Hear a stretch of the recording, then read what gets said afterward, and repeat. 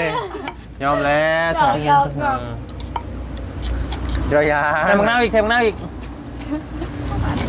เดี๋ยวยาเด้อบ่ยาวซะแล้วอันนี้เบาๆกินยันรสชาติตัวเองนะเพราะว่าแล้วมันเสียข่าวดีบอกมันสิแหละข่าวดีไงส่องหน้าเห็นข่าวดีอะไร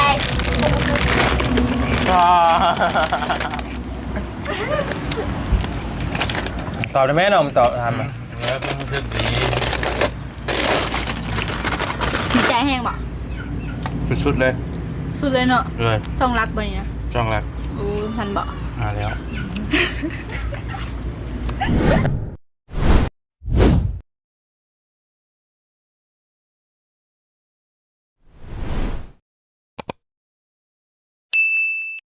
โอ้ลูกไผ่กกหางได้มาสู่กินวันนี้เนาะยังไงคือว่าเมื่อยเนาะโอ้คักได้นี่เซฟดีซ้ำยังนี่ล่ะมีตำแล้วบ่ยุงหนึ่งนี่ตำมะละกอแล้วอะไรได้เมื่อกี้ตำหุ่งมันนี่ตำมะละกอแพ้ตำเบิร์ดดีตำบ่ตำรถหลักล่องมึงอยู่เนาะเอาเพชรดิคือเอาเพชรหาวมาปะเพชรดิบบ่มีปะเพชรแดงๆนะเบิร์ดอะไรวะอันนี้แห้งเสร็จแซ่บไปแซ่บเอากินได้เบิร์ดมั้ยยังกระแซ่บเบิร์ดนะคงไงนะขอแต่มีโบป่ะนี่ทางนี้แจกได้แล้วไหมนี่ป่ะโอเคโอเคสบายดีเด้อน้องๆชื่อยังดีเด้อชื่อยังก็โอ้ไม่ได้ตามให้กินที่ได้ขายได้จ้ะไม่600,000พี่เนี่ยมาคงพี่เนี่ยได้ทำเซมอนป่ะพิเศษ200,000กระใส่เซมอน6 ล้านแต่มุมเอาแบบไหนเอาหุงธรรมดาป่ะเดี๋ยวสิขอไอ้เบิ่งเด้อ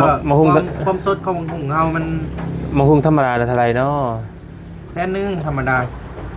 พิเศษเลยพิเศษป่ะ200,000เอาแบบบธรรมดาแล้วก็บอพิเศษทำกินเองธรรมดาบพิเศษกับปานกลางเลย500,000กับจีนถ้าลูกไฟตามไปกินแน่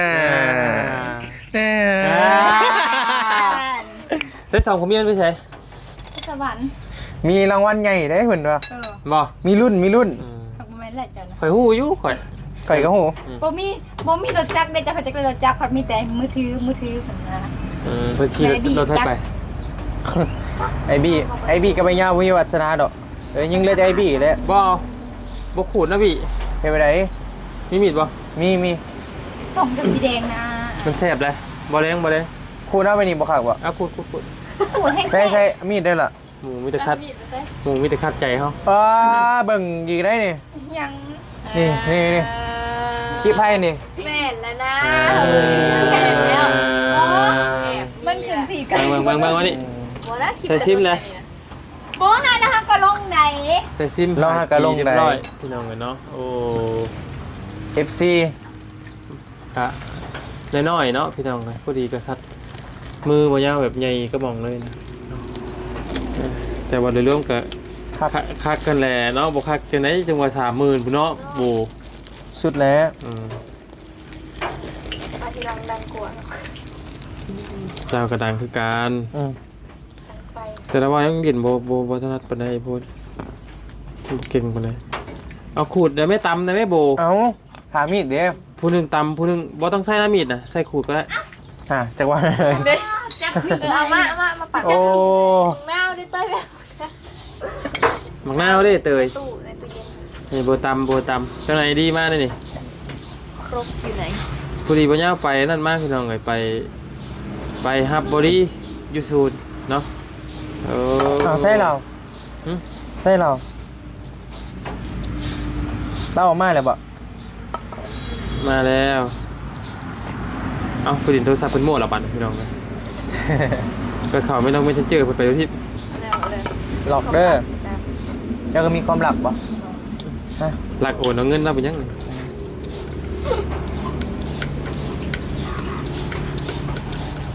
งามเนาะเรารวมกับงามเลยแหละอย่างเนาะอันบ่วงเลยเฮ้ย อัน ต้องบอกขอบแน่ เนาะลูกไผ่ก็ได้ยังเด็กน้อยอยู่พี่น้องเลยน้องไปเตยยังเด็กน้อยใหญ่แต่โตนะแต่ว่า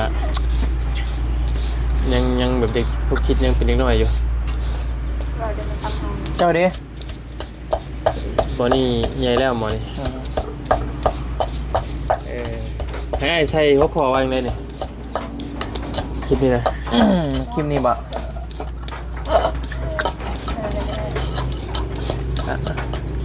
โบหักบี้ บอนะเกี่ยวกับตำนี่ไหม ตั้มบ่ บ่าวบี้อาสาตำให้ใช่ป่ะ อาสาตั้มไว้ มีอาสา โอ้เป็นได้ไร ฮะ มารับพอดีบ่แต่ละคน อันดีอยู่ นอนจากมุมแต่ละคน เมื่อคืนนี้เขานอนอะไรนะคือ2 โมงเขาหนึ่ง นอน12 โมง เที่ยงคืน ทำบ่รับบ่นะ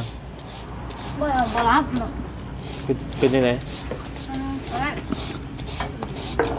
มันบอกต้องสักที บอกความรู้สึกแล้วว่าเราน้องบ่อยากตื่นเมื่อคืนนี้ โอ้ เมื่อเช้านี้ ฝนขักเลยเนาะ ไม่เนี่ยปุ้ยตื่น10 โมงผม บ่ผ่านแล้วเนาะ ผ่านแล้ว บ่ผ่านแล้ว เบาไป9 โมงตื่นมาแล้วกินข้าวเลย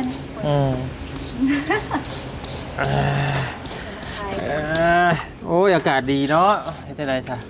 อากาศดี แม่น วิวก็ดี คนข้างๆก็ดีคือกัน มียังเตยหมอนี่โทรกะโทรหาอะไรเอาบอกระบายโทรหา จัดเลยเนี่ย ทำคิดฮอดกะ ได้แล้วบ่นี่ เบิ่งคลิป เอาอีกบ่ ไอ้ยัง เอาอีกบ่ คุณเตยกินบ่ กินอยู่ เอาบ่ พี่ เอา กิ อี น กก็ บ่ เอาอีกก็ได้ มันกระเทินเลยจักสิจงไว้ยังเนาะ โอ้ลายได้คำว่าเบิด ได้อยู่ อีกนิดนึงก็ได้ มืดดอกคนกินนะ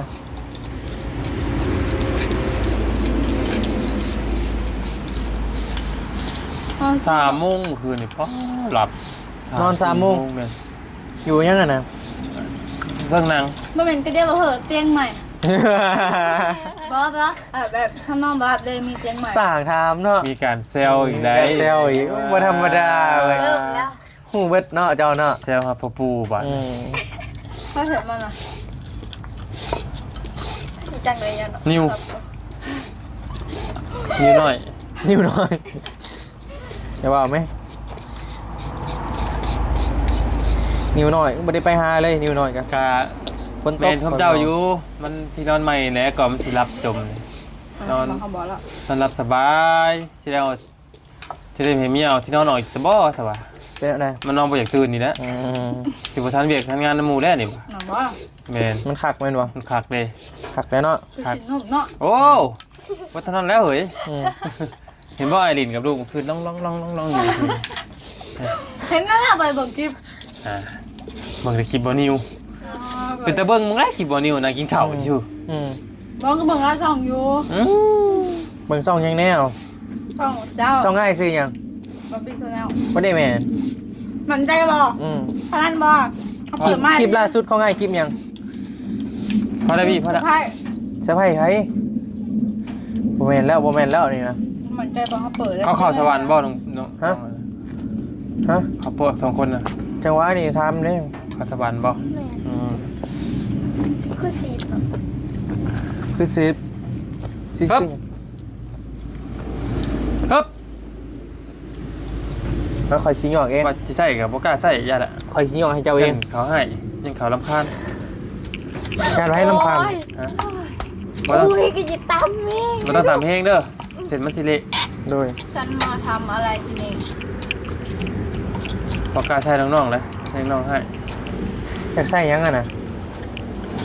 บ่ ใช่ยังรถ อมมาก ไม่ให้ดอก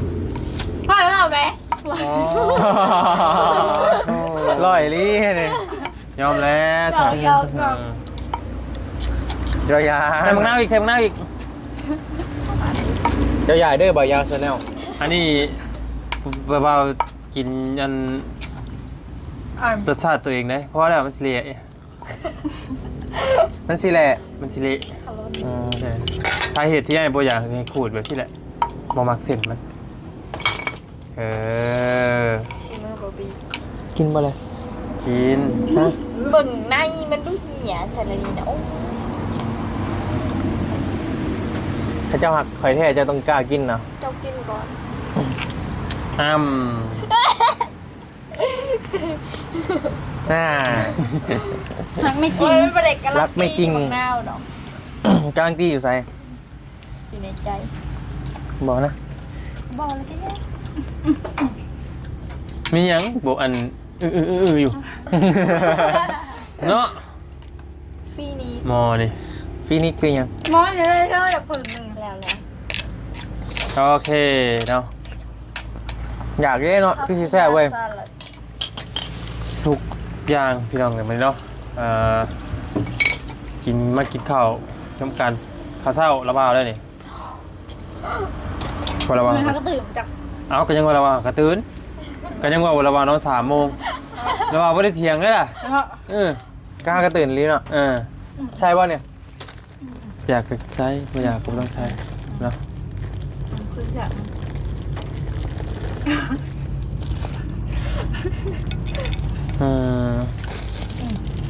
มาเราไปตำมะฮุ่ง ไปเอามาบนถุง ตำมะฮุ่งเนาะตำมะฮุ่งสีมือน้องโบน้องบี้น้องเนาะคู่จิ้นตำมะฮุ่งชูกินเนาะแต่ว่าน้องๆคนกินเบิดละเนาะพี่น้องเลยเมื่อวานนี่ก็ ยังได้นะปิ้งไก่ตัวหนึ่ง เอาคือเห็นนั่นน่ะ วัน ยังวันไก่โอ้ยยังวันคือเป็นอันนี่ครับ บอบบี้เย็น นาวีเปล่าบ่ผ่านแล้ว กำลังจะเอาไปไว้ กำลังจะไปไหว้ เบ้อ เฮ้ยจะทำไง เอาดีแล้วล่ะพี่น้องเลยเนาะตอนนี้ก็ ถือว่า เป้าหมายแต่ละคนเนาะประสบความสำเร็จแล้วทั้งน้องใบเตยเนี่ยก็ถือว่าจะสำเร็จแล้วเพราะว่าโทรศัพท์ก็ถือว่าได้แล้วเนาะก็เป็นสิ่งที่ผู้เฮาอยากให้ได้อยู่แล้วตัวนี้เนาะกระบะพี่น้องเลยต่อมาก็นี่ก็คือยังเดือบลายแล้วเนาะพวกนี้พวกทีมเดือหมื่นปลายพี่น้องเนาะชีวิตคือที่สำเร็จทางว่าการแม่ไปใส่เรียบร้อยแล้วป่ะ ยังกำลัง กำลังไปบ่ตอนนี้ กันเราหักแล้วมาเตยเบียดดีไทยแสกก็แสกทำไมเท้าก ำลังคิดนับบ่กำลังจะไปใส่บ่ดีละเนาะ ก็เอาไปแสกน้ำแม่เพิ่นขึ้นเท่าแหละเพราะว่าเป็นอนาทางน้องหลาแล้วเด็กเอาไปให้แม่เราเองนั่นแหละเก็บไว้ให้ลูกหลากับโทรไปบอกใส่เรื่องทางซีนะเธอเหมือนว่าใส่อีแล้วชวนไปให้เขากลับย่ามันยากก็เลยเอาให้แม่เท้าเก็บไว้ เจ้าของเงินน่ะอยู่ไส อยู่ไทยเป็นเลย เป็นเพียอยู่ไทย แม่ แบบ มีแต่เอาไปให้แม่เราหั่นแหละเอาไปให้แล้วกัดมีแต่โทรบอกว่าใส่เด้อ ดีแล้วเฮาก็ต้องใส่เพิ่นก่อนเนาะ โดย เพราะว่ามันบ่คือมันสิว่าจังได๋เท่านั้นมันบ่เบิดจักเทื่อเด้เนาะ แม่นแหละ มันบ่เบิดจักเทื่อได้มีแต่ว่าเดี๋ยวฉันใส่มีแต่มีแต่เบิดมีแต่สิเบิดไปเลยเงินนี่เนาะพี่น้องเอ้ยคือว่าโหนะ คล้ายเครื่องไง ฮะเด้ทายเพิ่นมาก่อนเพิ่นมา ไอ้ดีปะ เด้มานะ โมเมนต์วะ เพราะว่าถ้ากินน้ำพร้อมกันนี่แหละนะชาได้ถึงเจ้ากินกับปะทะ มอบ่ได้กินได้ ที่ไม่มีหยังกระถาการ หน่อยใจดิ น่าใจอยู่เฮามันแบบว่าจักแบบใดนะคือบ่เต็มที่นะ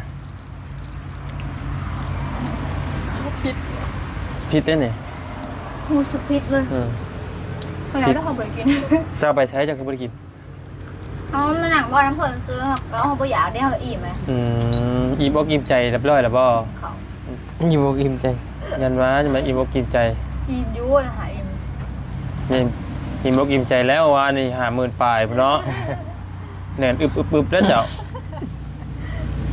หนึ่งกินเขาเลยละ เออ กินข่าวกันเห็นก็ทอดก็ขอ เพราะว่าน่ะ มื้อนี้มื้อนี้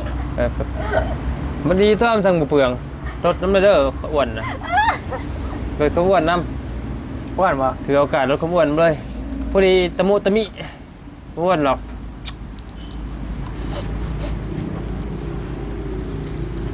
ยังอีกหลายเดือนอยู่เนาะที่ได้เข้าโรงเรียนพี่น้องเลยเนาะ อีกหลายเดือนยัง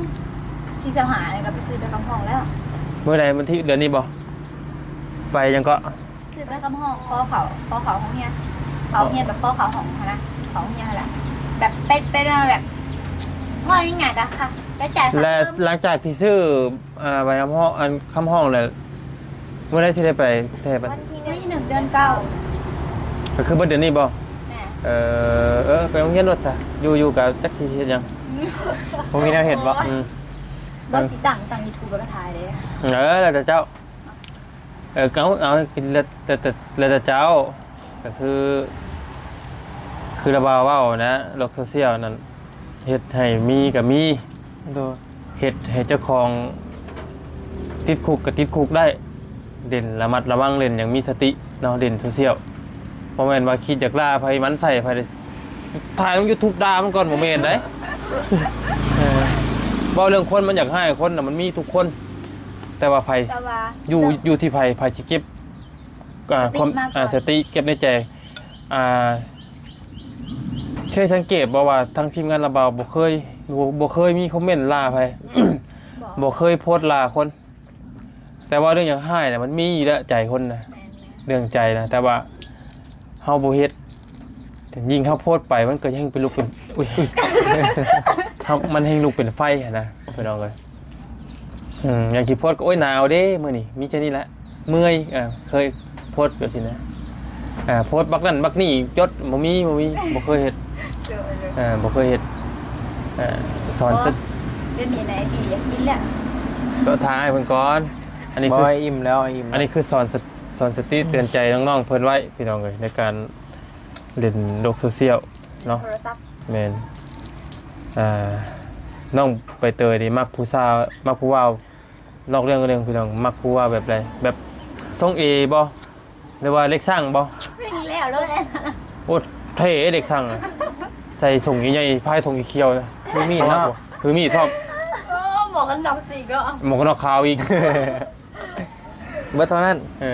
อยู่พิมพ์โครงลายได้ทรงอีกทั้งลาย ก็ยังก็ว่าอยู่บนไหนว่าบนยังก็เขื่อนบ่ยังไง เขื่อนกุมรี มาโหแล้วโหมันหาที่เกิดเนี่ยบ่เด็กช่างนี่แต่ว่ามีแต่โดน แล้ว โอ้โดนเลย น้องวิเคยแต่งบ่จากมือเขาถือมาแต่งบ่ลองบ่ ลอง มีบ่หักเพลงใดเสื้อผ้าเขา ส่งเขานะ3-4 แสนขับขนาด บ่อยบางที ฮะ 1,000-2,000ก็มี ส่งค่ะส่งมานะคะเป็นเดือนพอจะได้สั่งมาใส่กระซ้ำมงกว่าค่ะป้อทบ เราจะคู่ เห็นคิวเห็นคิวเห็นคิว เห็นว่า สาวไซเคยมีแฟนเด็กสั่งว่าจ้ะ บ่มันก็เป็นบางคนเด็กช่าง นั่นแหละ เด็กช่างบางคนเขาก็สะอาด โดย มันก็แล้วแต่มันก็ขึ้นอยู่กับคนบาง ขึ้น คน อยู่กับใจคนว่าสิมักสะอาดหรือมัก แม่นเด็กช่างบางคนก็แบบบ่อาบน้ำเลยนะแบบกายแต่ว่าเด็กช่างบางคนกับเพิ่นแค่แต่งตัวซื่อๆ มักเด้มัน เพิ่น มัก แต่งตัวไปหิ้มโคงซื่อ โดย บางคนเขาไปแต่งอยู่พุ่นเด้ไปแต่งแล้วเขาทั้งยางเลาะในอันว่าอันในหิ้มโคงเขาสิถือเสื้อผ้าไปใส่ถุงนี่แล้วเขาก็ไปเข้าห้องน้ำแล้วเขาก็เปลี่ยนแล้วก็เขาย่างนี่แล้วก็ พวกเหมือนเคยเป็นมาได้ก็หูเลย เพราะว่าบางคลิปคือกัน มึงคิดว่า แม่นโอ้ยรุ่นนี้ยังจะเป็นเล็กช่างหรือว่ายอมแล้ว เนาะ แม่นบ่ได้แต่ว่ามันผู้สะอาดกับสะอาดคือกันเด็กทรงเอกอะผู้สะอาดกับสะอาดคือกันเห็นบ่ โดย แต่ทรงเอเนี่ยจะสะอาดกว่าเนาะพี่น้องเอ้ยทรงเอสิสะอาดกว่าแต่ว่าขาน้อยโพด นี่มากกว่าทรงเอบ่มากพี่บ่มากพี่บ่มากแห้งบ่ เอา ผีขนาดประเด็นแล้ว มักทำไรมักทำไร สวัสดีที่สุด ที่สุดในตอนนี้เดินบ่ ต้องมาหุ่ม โอ้คักแล้ว ครั้งแล้ว มาถึงมาเอานั่นมาเลย คักจังวะ ในบอรถนะ เอาอันนี้ออกเนี่ย ไปยัง บอกตัวเลยบอรถคอยนะ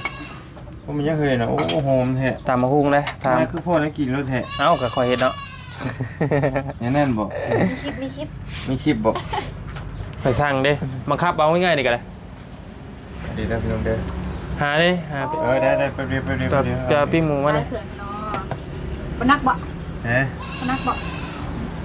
วันนัก บ้าก็เดียวแบบโอ้นักเด้เหมือนแกงเด้ เอ้าเป็นไรเดี๋ยวจักเซลจักกันนี่อีกพัฒนาไหน เริ่ม เจ็ แล้ บ ว แนะนอนรับ เป็น อยู่ ยู ว่า ทูบเบอร์ ฮะ ลองเป็นยูทูบเบอร์นะ นอนรับอยู่ว่าคืน รับนอนทางนอน1 โมงก็พักกับรับ ของใหม่ดิ ชับลายโพด ของใหม่ดิ โอ้พี่เล็ก ของใหม่ น้องแบบตั้งไอดีอะไรนะพวกอะไรอีเมลเด้ เข้าไปที่เบิ้งกล้องให้ของใหม่บัวตี้คอยคือเป็นให้เป็นคือเป็นบ่เรื่อง บนนอนเลยยาวเลยเนาะ มะขาม อาจจะได้ของใหม่เจ้ายังอันนั้นเนาะ มะขามก็ได้ชื่อที่จริงนี่กกหน้าพระเฒ่าไปน่ะบ่รู้เด้อ เดี๋ยวเจอ แตงแก้วลูกไปเต้ย ดีกันแล้วบ่เนี่ยพี่นายใกล้กันแท้ ดีแล้ว แต่งได้ใช่ แต่งใหม่เด้อมีจานบ่นี่แต่งจานเลย อ่ะฮะ อันยังก็ ปรุงใหม่นะปรุงเซฟต้องปลาแดกใหม่นะใส่เกลือใหม่นะให้มันแซ่บกว่าเก่า ใส่น้ำตาลก็แซ่บแล้วเนาะ คือหมอเฮ็ดหมูนั่น โง่ยังกับป้าลุงจะไปใช้ให้ ไปเซอร์ไพรส์กันนะ สวรรค์ไปสะพายพุทธเกตบทยักษ์ ใครจะเป็นผู้โชคดีอันนี้ ยังจะไพ่กันเองเบิ่งชงแล้วไปพ่อหูอยู่ ใครเป็นผู้ ไอ้บีจะใส่ไหม มาตู้มาชมเด้อ กินหมกซ่องคักบ่แซ่บอยู่บ่ โอ้ขาดแซ่บ เจ๊จะมันเบิดก่อน เจ้าว่าปลูกนะ บ่ค่อยคักรัดปลูก โอ้ แล้วเป็นดินเฮาบัดนี้ โดย แม่ว่าเพิ่นปันให้แบ่งปันให้พวกพนักงาน โดยขอบใจตู้โดย ผู้เล่น หมูไหม ปีใหม่ผู้เล่นจะได้กินหลาย เบิดแล้วพอดีเบิดปูว่านนี่เลย เบิดเลยป่ะยังหนักนึง เอาดิ เพราะขึ้นหนักแม่เลย มันมีอย่างนี้อยู่ในนี่นะโอ้ผมเทมอยู่พี่อันนี้ ก็เดี๋ยวเสื้อผ้าอีกซะแล้ว โอ้ยแล้วทานนรสบัดเนี่ย ใช่ป่ะ มีนะ เบิดแล้วป่ะ เบิดแล้วเอ้าได้หรือว่านี่ลองซิมึงดูนี่ ให้มีอย่ากลัวเห็นไหมกันเนาะไม่เคย หมดแล้ว เป็นยุคสะไพ่แล้วป่ะ นี่ข่าวนี่นี่โอ้นี่ก็ว่ากินเบิดกว่านี่ว่าจะกินกว่านี่ข่าวจะมาหลาย ซิมด้วยยาว บอกว่าอะไร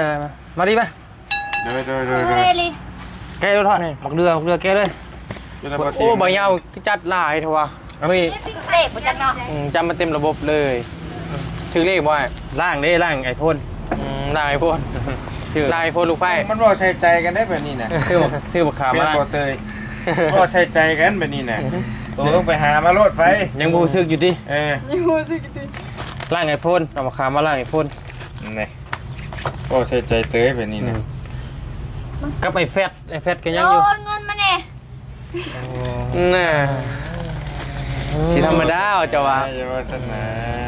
เอาเท่ไหมทำจริงเดี๋ยว มีอยู่จะกินยัง เราเลี้ยงกุ้งเลยเนี่ยผมเป็นบอกคืนนี่ เล่น เจ้าบอกเราจ่ายพอแล้วได้แล้วพอแล้ว โอ้ยอยากกินยังบอกแล้วอ่ะ กินง้อปินประตูเลย จะงูหนูให้หนึ่งเลย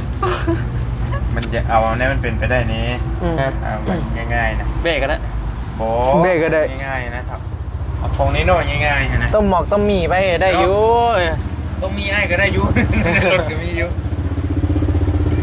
พอเป็นไปไล่ป่หาเข่านี่ก็ได้แล้วเอาตำหุ้งเด้พนาตำหุ้งมากินกี่ดินี่เด้ มันชี้นั่งมองได้ เด้นี่ยังไม่ละ โอ้ประจักษ์น้องไก่นะสาวกุ้งง่าย ไม่ว่ากันเนาะ ขึ้นหนังได้ไหมก่อนโต ของน้ำเลยบอก ได้เป็นยัง อะไรไป ขึ้นมาดิใช่ปะ ที่นั่งแบบไหนที่ได้บ่นั่งหันหลังที่ได้บ่บ่คักอีกเนาะ อ้าว นั่งที่บ่ ได้ ในจอสบาย เบิ่งบ่เคยครับได้อยู่โอเคเห็นอยู่ดอกเห็นอยู่ที่จะให้บ่ แต่ว่าโอ้ทั้งวันเนาะเสื้อนั้นเป็นวัน กินตัวได้ก่อนให้กินยังอันนี้แบบได้อันนี้จัก กินอะไรก็ได้กินสมกิน มาก็กินรสอันนี้เนาะไปของมาแต่ศูนย์บ่ดีกะ ข้าวเช้าแต่ว่า ศูนย์ดีแม็กเอาว่าให้บ่ยาวไปฮับบ่ได้ฮับครับฮับมาคือเก่าจักไหนดิ จักแบบเลย มา จะโดนแล้วว่าลูกชาย 8 โมงแล้วมาเผากระเทินกับกระเทินกับ1มา1ข่าวคุณเนาะคือบ่เห็นมีโมเมนต์นั้นเลยได้ แรงเนาะ มื้อแรง เจ้านายเตียงมาตอนแรกนี่นึ่งข้าวให้เราแล้วมา มาใส่อ่าน มายามคุณเจ้านี่นะ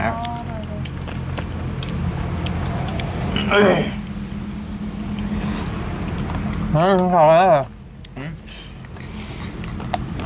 เส้นมะฮุงเส้นมะฮุง จดท้องเหรอ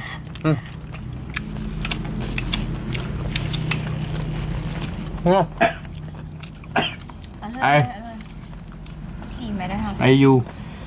กินนะ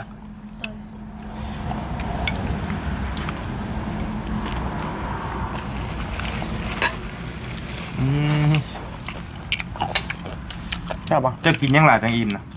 เราไปสะดวกเต็มเถียงเขาอันนั้นพอดีโบได้กินเขาก็เลยไปแหวกกินอยู่หันอาหารตามสั่งดูบนซ้ำเนี่ยปิ้งไก่ชะนูเลย ผักก็ ก็เขาธนาคารเลยต่อไปอันนั้นคือ ไปยังธนาคารอ่ะ ไปง่ายแอปเขามาใส่เครื่องนี่ง่ายแอปเขาธนาคารเด็ด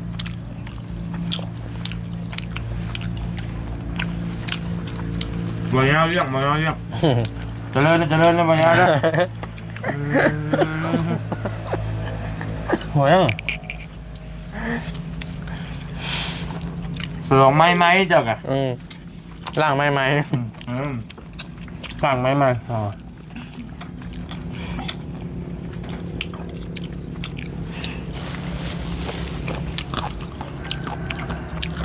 หมูหั่นไหนวะพี่เnhẹปะเจ้าซื้อยังบอกแล้วเมียซื้อไง เมียเสือ ว่าอย่าเบื่อเจ้าเบื่อ เบื่อกันได้เบื่อกันกินไม่เลยเจอ มีได้ที่นอนใหม่อ่ะ ข้าวคืออะไร หนุ่มบอก โอ้ เติมหนึ่งเหรอ ไหว ไหว ไปย่มบ่ บัตรนั่นเพิ่นไอ้กระโคบเนาะ 3 โมงคนนอนคืนนึง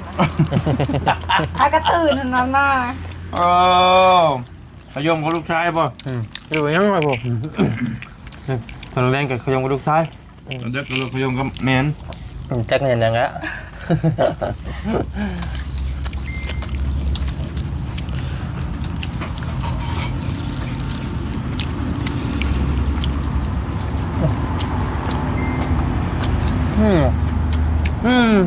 ก็กระสมเนาะสังหงใส่เป็นงัวอยู่บ่ละว้าว แต่เป็นน้ำตาล ไปต่ ไอ้ดี เอาหูประชาเขาว่า ำมันต้องมีประเด็กดำมันจืดเลย ประเด็กตามแน่นี่พ่อแม่ บ่แม่ แม่อันนี้ประเด็ก ต้องประเด็กมันว่ามัน ประเด็กสด มันจืดแล้วเนี่ย ประเด็กตามแล้วลงตุ๊กน่ะ ใช่เลยใส่ประเด็กตาม น้ำเหนียวหวานๆด้วยนึงความหักแต่ความหักต่ำเป็นอย่างนี้ อย่างก็จะแซ่บเพื่อเราแซ่บเพื่อเรา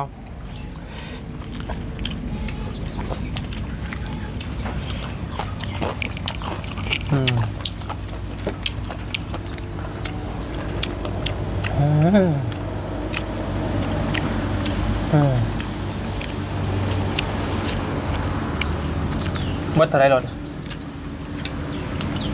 ตรงละตามที่ผ่าพัก มันเป็นอย่าง เปลี่ยนหลายอย่างเนี่ยลายหมกเปียก ออกซอยบ่ เอามาใส่กระช้อย ขึ้นไปก่อนเอาไปใช่อ่ะ เนี่ย ใจดีกระช้อย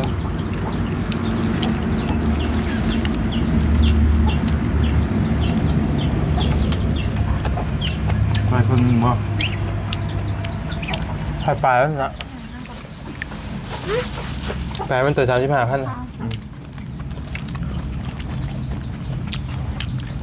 หมักเดือยเนาะ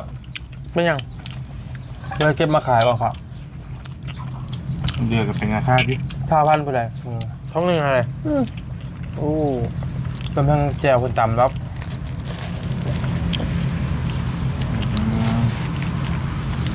แพงน้ำเหมียงดีแพงน้ำมันเชียงไทยนี่เหมือนกับ5,000อยู่อะ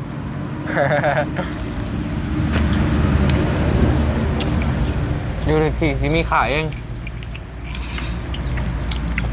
แม่นบอก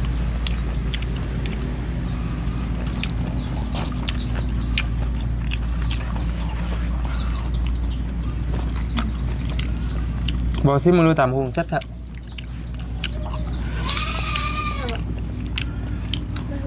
ใช่แบบแบบเงินแค่วงทงทิพย์ก็ไม่ทัง ค่ะรู้ ใช่ป่ะฮะแทบจะถ้าพี่จะบอดอย่างกัน อันนี้ค่ะเลยจืดเลยค่ะ จืดเลย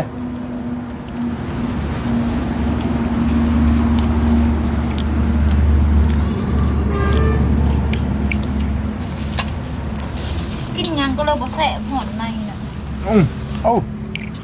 ไม่ห้อนใจจี ว่าของคนเราล้นมาจาก คุ ดิ ณจะเห็นยัง มีหูน้ำโต มีความพิษตัวเยอะ ฟิว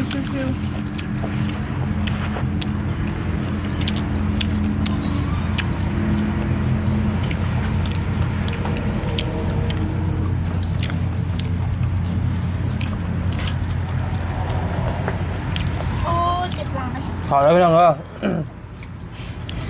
พี่น้องคือจะมากินจนสิบเวลาก็เอิญว่า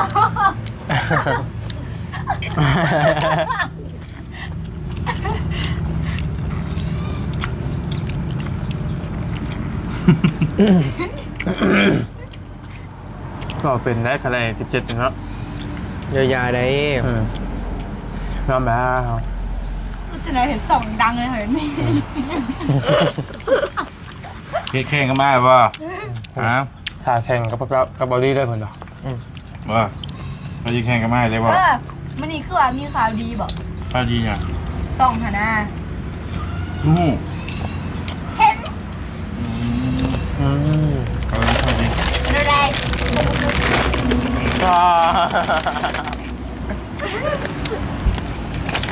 ตอบได้ไหมน้องตอบทำอ่ะ แล้วก็มันจะดี ดีใจแห้งบอก เป็นชุดเลย สุดเลยเนาะ เลย ส่องรักบ่เนี่ย จ้องแรก โอ้ทันบอก มาแล้ว น้ำเชื่อเลยที่ถามกันถามมาหัวไปนำ พอแล้ว เอาอะไรกับไป น่าเกินไป กินข้าวก่อนสาพี่น้องเลยเนาะ เลย สัมภาษณ์กับพร้อมเติมอยู่ โอ้ขายชิปเลยจะพอ อยู่ดีมีแห้งพี่น้องเลยบ้าน โอ้ยสบายดีเด้อบ๊ายบาย